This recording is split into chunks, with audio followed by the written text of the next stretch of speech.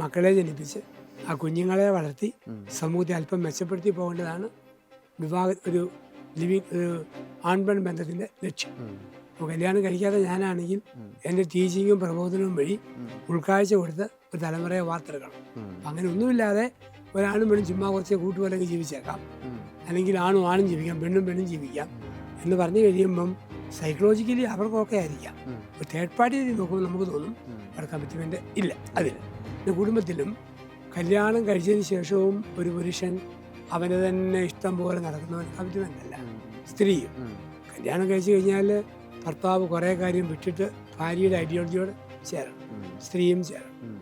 അവിടെ അതില്ലെന്ന് വിട്ടുവീഴ്ചകൾ കൊടുക്കാൻ ആർക്കും തയ്യാറല്ലേ ഇന്നത് ഒത്തിരി അങ്ങോട്ട് കുറഞ്ഞു.